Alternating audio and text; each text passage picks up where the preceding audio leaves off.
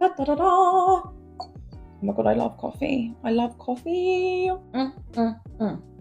My goodness. Let's freaking begin with this bad boy. Now, obviously, this book mainly follows Jude just trying to get kind of a place in the royal setting. Like, she wants to become a royal guard. Then she's like, I'm going to become a spy for Dane, who's going to be king. And then I'm going to be in the royal environment. She really does want to be in that very high, powerful environment because I think she sees it as a safe space and no one will question her, even though she's mortal. So no one will kind of mess with her. And that is her goal throughout this book. She just wants to be the best, so people leave her alone. That's the vibe I got anyway. And I was hella shocked with how much bullying that went on at the start of this book. Like, I think there should be trigger warnings for physical and sexual abuse because that's what Jude goes through. And that's what I struggled to get my head around the love for Cardan in The Cruel Prince so much because him and his posse, Locke, Valerian, is it? Let me get their names up. Okay, so we've got Nikasa, Valerian, and Locke. I mean, the four of them, they bully Jude hard freaking core.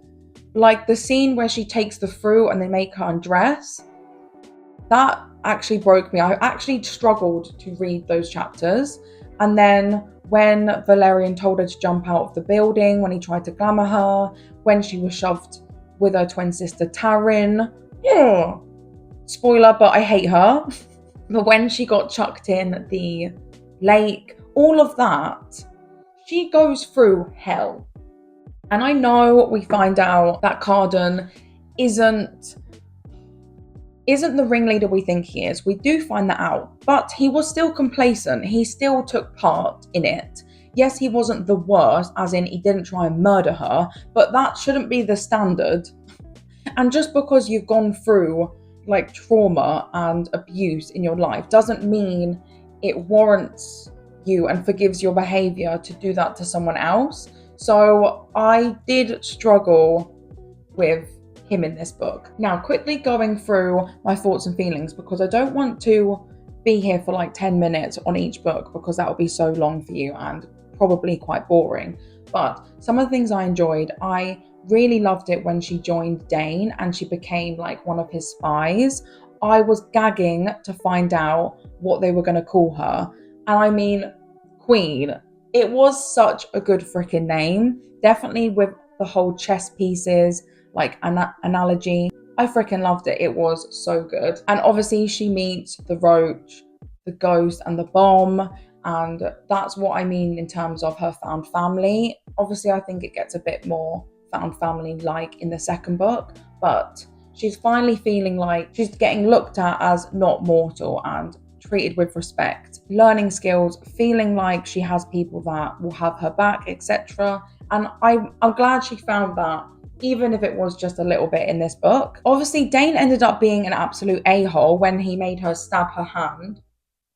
Crazy. There was one point, I wish I did document how I felt whilst reading it because some things I was so wrong about. There was one moment where, when Taryn had that secret lover, there was one moment I thought it was Dane. Then there was another moment where I thought Maddox had done an arranged marriage between Jude and Dane because he was so excited for the ceremony when Dane was going to get made the king.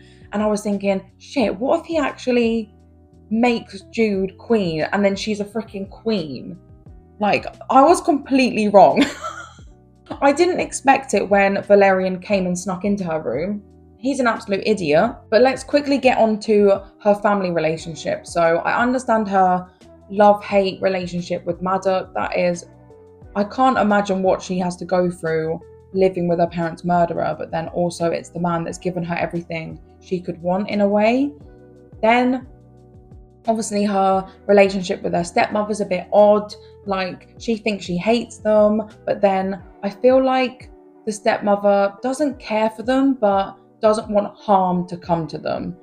I guess that could be she doesn't want shame or drama associated with the family. That could be the reason why. But I think they ended up having respect for each other when Jude found out about Oak and she was going to try and help protect Oak. Then Vivian, she was a big question mark throughout the series for me. I did not know what to think of her because she never really understood Jude and Taryn's experience of what they went through in Fairy and how hard it was for them. She took a lot of things for granted, and even her relationship with Heather, I didn't know what to make of her throughout the series. And that's all I'll say on that. I didn't love her, but I didn't hate her either. She was just a character. I didn't understand why she even hung out with Cardan in this book when she was like, oh yeah, I went swimming with one of the princesses and Cardan. It's like, why would you hang out with a guy that treats your sister like crap and bullies her? I mean, come on. Like, no one puts Jude first, ever. Like, it literally takes till book 3 for people to put her first. And it's so annoying. Then, Taryn. I detest her character so freaking much. It's unreal. Like, why would you do what you did if you loved your sister? I'm sorry. She is so selfish. When you found out it was Locke, obviously there was a moment I thought it was Dane, but when Jude went to the party, I kind of knew that it was Locke because of all the hints we were getting from everybody. I can't believe she would put her sister through that, knowing that Locke didn't really like her or was testing her, and Taryn was always the girl he was going to marry. It's very twisted and really cruel, definitely with the fact that she was going along with the bullying and she knew what was going to happen to Jude. I don't think I've ever hated a character so much in regards to she wasn't the baddie. Like, obviously I've hated bad guys and bad characters in books, but she's meant to be her sister, her twin sister, her only mortal family member, and she treats her like that. I'm sorry, what the hell? Now I see the whole river scene so differently. The way that Taryn just went along with it, and oh my goodness, Jude is always thinking about Taryn and protecting Taryn. Then when she does try and warn Jude, don't go to school tomorrow, it's not going to be good. You know what, Taryn, use your words, tell her what's going to happen to her, because that's when the whole fruit thing happened, which was horrible.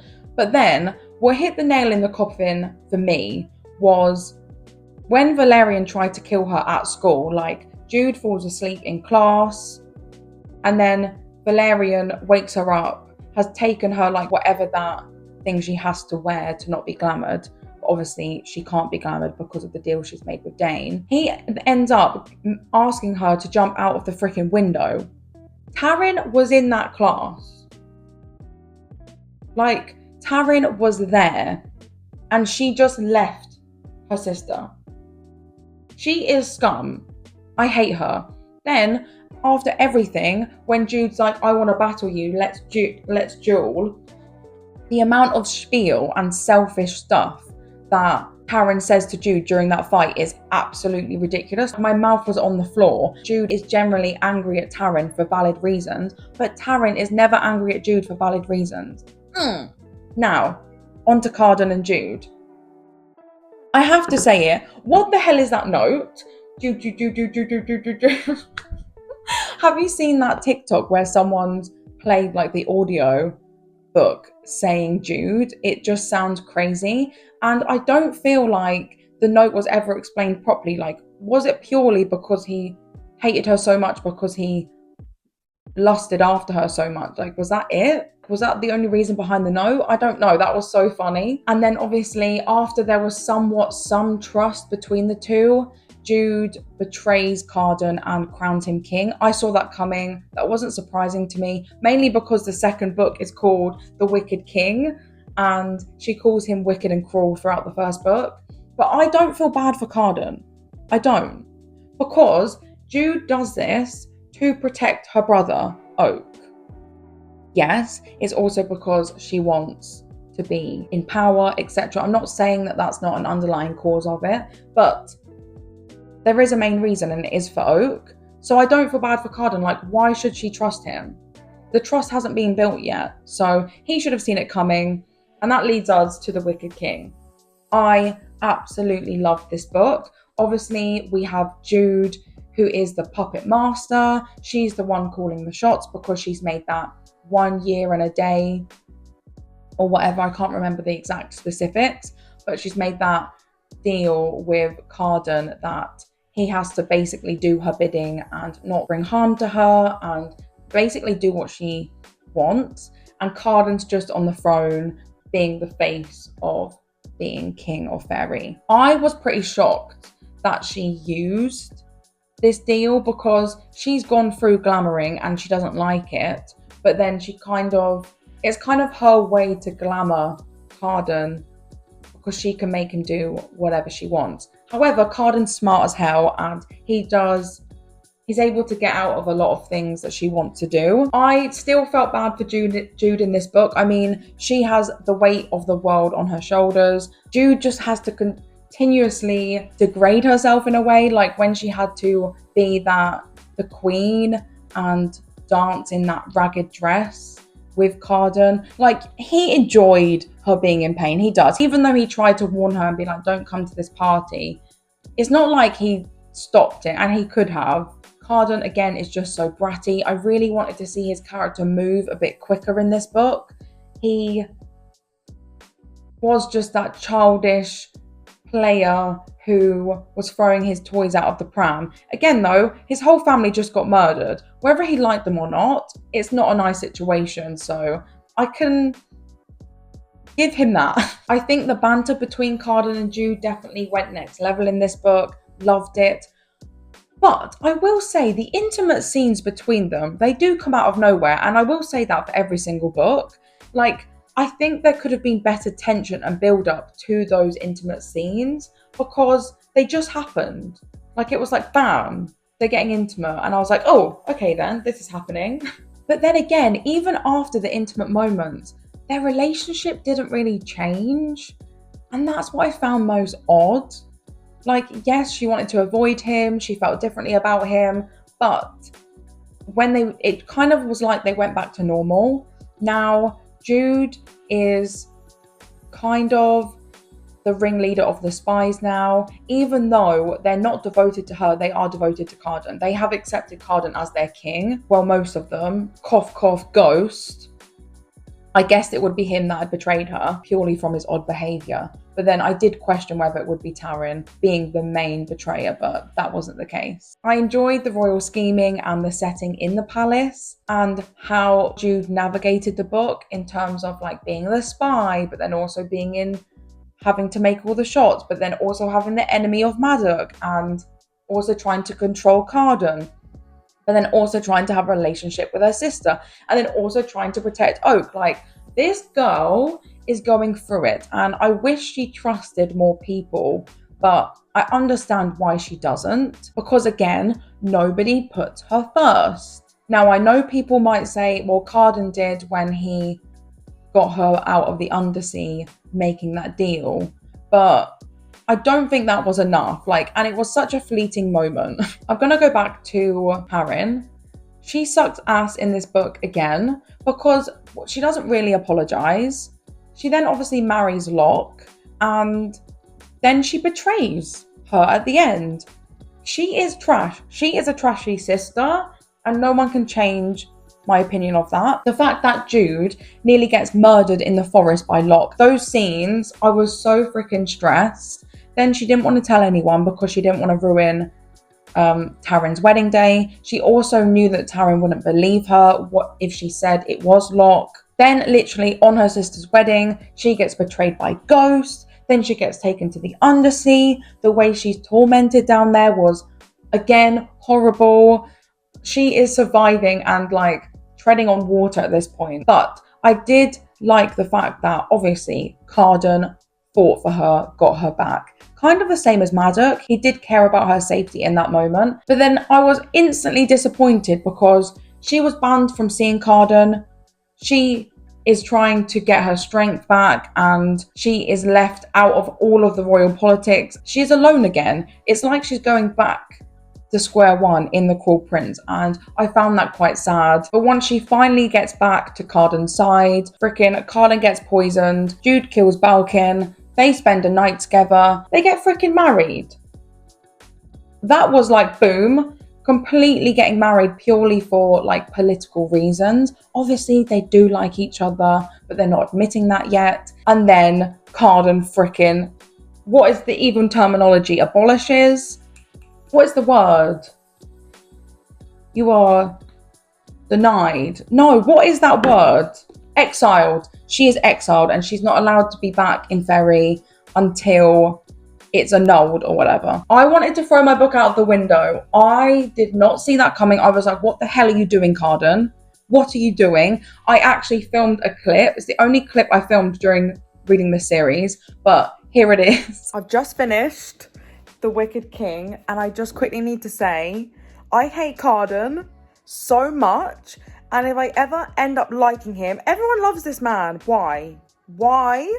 And if I end up liking him at the end of the next book, this is the greatest enemies to lovers book I've ever read, because what the flying hell is going on? It's so funny because you can just see how amped up and angry I am, and I don't know what's going on, and I'm so freaking stressed out. Like, I, again, was like, why do people like Cardan? He is an absolute a-hole. And I feel like the only thing that was missing from this book for me was Cardan's point of view. I wanted this man grovelling. I wanted him saying sorry for everything he did to her in The Cruel Prince. I know that, why would he say sorry when Jude is controlling him? I get it. They're finally showing each other trust though, near the end of the book. Obviously, Jude betrays that trust, but in all honesty, I don't think she does betray the trust. She killed the brother that tried to kill you, but what would have made this book better was his point of view when she was in the undersea. Like, come on, him being stressed out and angry and needing her back. That would have been so good to read. Also, I wanted Cardan jealous. I wish that we had another guy interested in Jude in this book, so we could get that jealousy side of Cardan, and having it from his point of view would have been chef's kiss. Now, we get to the last book, The Queen of Nothing. I've definitely rambled on and on. I was like, I don't want 5 to 10 minutes on each of the books, and I've definitely done that, so I apologise. Obviously, this book starts with Jude being in the mortal world, and she just thinks life is crap. She doesn't know what to do. All of her hard work from the previous book has basically gone up in smoke. And we start this book like hating Cardan. We're like, what the hell did he do? I freaking hate him. The dynamic and relationship she has with Oak, the struggle with her, with not wanting to be like Maddox, but then not knowing how to train him. I like that struggle because, again, we need to remember she's like 17, 18 right now. She's young. Then we've got a relationship with Vivian, who, again, just doesn't understand why Jude wants to go back to Ferry. But what I loved about this book is her relationship with, what is she called? Grima Mog? Yeah, Grima Mog. She is the first person who finally puts Jude first, puts respect on her name, and follows her no matter what. Like, she is the first person to be like, I'm following Jude. She is my queen. She is the person that I'm going to follow into battle because I respect her. And that is her first person, in my eyes, that puts her first. And I wish she got brought into it in The Wicked King, but I understand why that wasn't possible. Like, their fight and banter at the beginning was really funny, and how she's there for her, helping guide her in this book was great. Obviously, there's a lot of miscommunication at the start of this between Jude and Cardan, but that gets resolved probably like a third of the way through. But I understand Cardan did it because he had to be on the undersea queen's side, acting like he withheld like standards and law. Also, he said he was upset and a bit annoyed that Jude hadn't told him about killing his brother. But I mean, come on. The way he laughed with everyone at the end of this book, he didn't need to do that. That was so mean. It was so cruel. Like, he missed the mark there. He did wrong, and I felt like there wasn't enough sorry for that in this book. Again, I wanted a bit more of that, but I did like the step up of Cardan in this book. Like, he's a bit more in control. People respect him. He is a baddie. He's got power now, etc. And I loved it when he did come and rescue Jude with the roach. Loved it. But from the get-go, again, I'm going to repeat myself, Taryn sucks. After everything she has judged Jude for, she ends up killing her husband because she wants him to shut up, and he doesn't change his ways and doesn't listen to her. Now, I'm glad Locke's dead. I didn't like him, and he was a crappy character. So, well done, Taryn, for finally doing something good. But she comes back. She's like, you need to go to court for me because I can't lie, because I actually did kill him. I'm pregnant as well, so I've got more to lose. She doesn't think that. Well, one, Jude thinks that she's exiled. What if it goes tits up and they find out that she's not Taryn? Who would be in jail? Jude. Jude would be the one trapped there. And then Taryn can live a cushy life in the mortal world with her freaking baby. Selfish, selfish, selfish. But obviously Jude being Jude, and she wants to get back to Ferry, she freaking goes. I did enjoy that Cardan knew pretty much straight away that it was her. And then she gets taken to by Maddock, the fight with Maddock as well, and the fact that she nearly died. I was very stressed out. And then obviously her sisters and Grima Mog come to save her. Dearie me.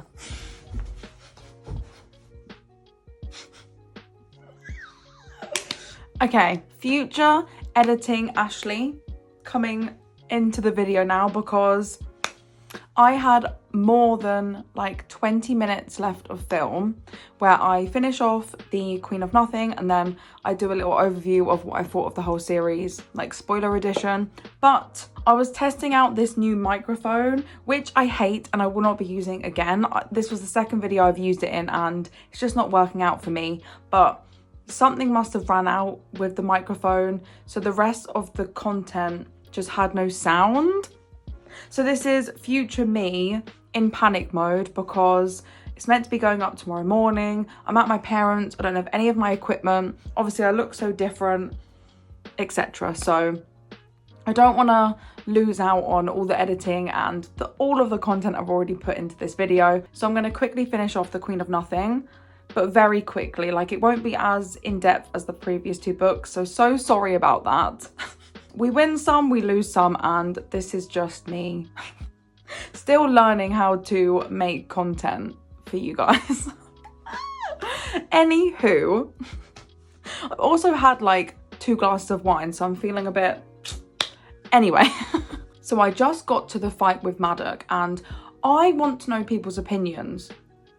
Is Jude magic? I don't know. Is it just her borrowing power from the land? Because it does heal her in a way. Obviously not fully healed, but helps her to not die and like patch up the wound. And obviously she does use some power later on in the book when she saves the roach. But I don't know if that means she's magic now or somewhat fae, or whether she's just... like the land is seeing her and accepting her as their queen, so helping her out. I don't know. If anyone has any opinions on that, please let me know. But right after that, she tries to get back to Cardan. Obviously, she gets mistaken for an assassin, and then she nearly dies. But one thing I like about all of that is the fact that she is so vulnerable that she has to trust Cardan to look after her. And Cardan steps up. He tells everyone she's queen. He looks after her, and it's finally a vulnerable moment where, yeah, Jude just lets someone properly look after her. And that moment where she wakes up and kind of everyone, like her family, is in the palace. Finally, it feels like some security, as in all of her comforts are in one place. Also, when finally people know that she's queen, she gets the guard. That's She's from the first book. I think she's called Fern, but I love that Jude gets a guard that's fully for Jude and will put Jude first over everyone else, because again, all the other guards, they don't know how to look at Jude as their queen yet. So I'm glad Fern, or whoever that character was, gets brought into it quite quickly. I didn't like that Cardan's mum was in the picture so much in this book. I wish there was a conversation between Jude and Cardan about what Jude found out and all the drama that happened in The Wicked King, but that never happened. I think that was a really missed opportunity for us to get Cardan's side of view, and for that to be another layer to Jude and Cardan's relationship. But it was kind of like, yeah, she's now in the royal court, she doesn't like see Jude as the queen, she looks down on Jude, and yeah, she gets banished at the end. But I just don't think that was done very well. As we come to near the end of the book, I'll just talk about things I wasn't too keen on, and one of them was how rushed everything felt. I don't know if anyone felt that way, but there was all of this big talk about a big war, but then Maddox just shows up. Even the prepping for that felt a bit flat for me, and then when he finally came, there wasn't any battle. Cardan realises his worth finally and is like, I'm not going to fight Maddox, this crown means nothing, I'm royal blood and I deserve to be the ruler of Ferry, but I only will if everyone accepts me. And in that moment where everyone accepts him, it was such a big moment, and I think that is a huge thing for Cardan's character. Finally he's being accepted and people are looking at him with respect, and then he turns into a serpent. I literally had no idea that was coming. I knew something would happen because he admitted his love for Jude right in the scene before. So I knew something would happen where Jude wasn't going to be able to say how she felt. But then the whole thing with him being a serpent was a bit odd. I don't know. I didn't know how to put my finger on it. I did like the fact that it didn't attack Jude and Jude was able to just kind of chill with it. Then there was the battle, but that fell a bit flat for me as well. And then he ends up stepping out of the snake, and then the story's kind of over. So the whole last third of the book, I just felt the pacing was a bit off. It was a bit anticlimactic. Yeah, I wasn't in love with the whole ending. Don't get me wrong, it was a happy ending, and I was stressed out for Cardan and Jude, but I kind of knew he was gonna step out of the snake or the serpent when Heather looked for fairy tales, and that kind of happened with one of the fairy tales. So I was thinking, oh yeah, that probably could happen with Cardan.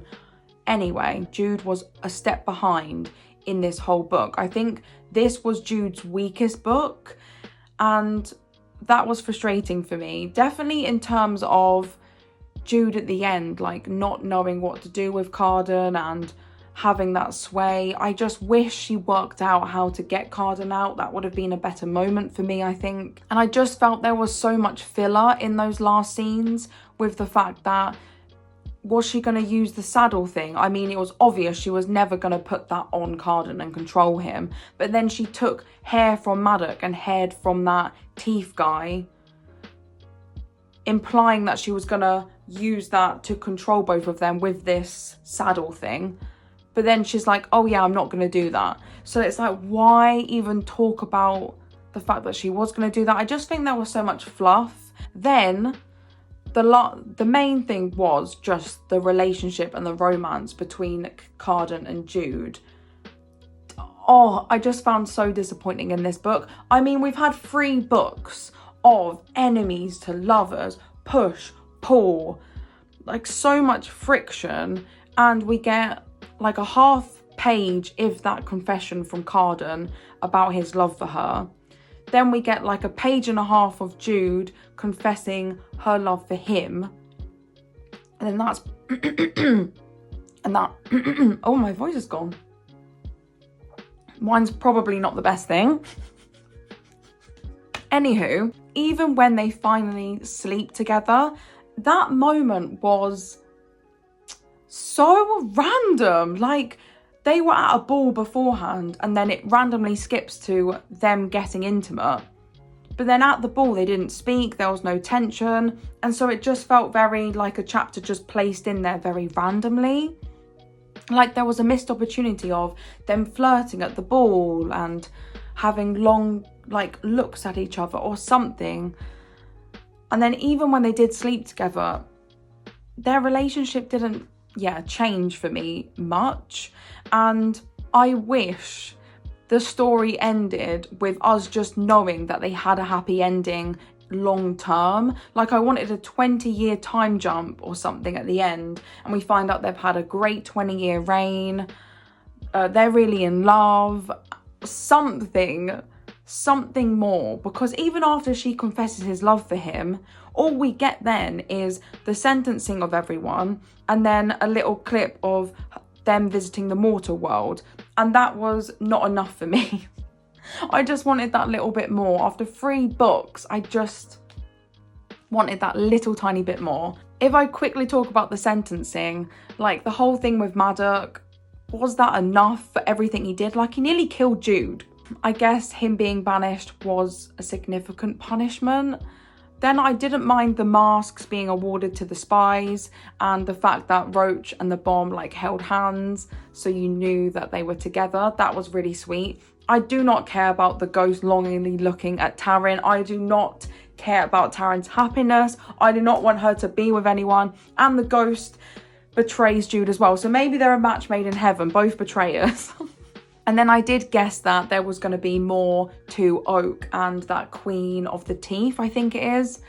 Just the signs throughout this book, I knew there would be some sort of love interest potential between those two. And after looking up about the series and recent comments on my previous part 1 video, I know that there is a duology of Oak and this Queen going forward. So if I feel like I want to pick up the series again, as in I want to step into that world, I may read those books. So if you have read them, let me know if they were good or not. But overall, it was a great series. And I just can't get over how much I love Jude. I think she's one of my top 5 FMCs.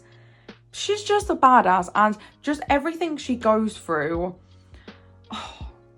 I will always be a stan of hers. And I do like Cardan, but he's not the MMC I thought I was going to be obsessed with. But that's not a bad thing. And overall, it was a solid series. So much happened. My heart was beating so freaking much. Please let me know what you thought of the series in the comment section. Who was your favourite character? Who did you dislike? Did you feel the same as me with Cardan? And if you have any recommendations of series like this, please let me know, because I was in such a big hangover when I finished this series, because I just loved it. Like I was so engrossed in this series. I want another book series like this, because I didn't know what to pick up after this, and I'm not in a reading slump. But the next book I did pick up, This Court So Cruel and Lovely, just hasn't hit the same for me. So I'm looking for that binge-worthy series. Anyway, I'll leave you here. Sorry for the random change of scenery for the last part, but I hope you enjoyed today's video, and I hope to see you in the next one. Bye guys.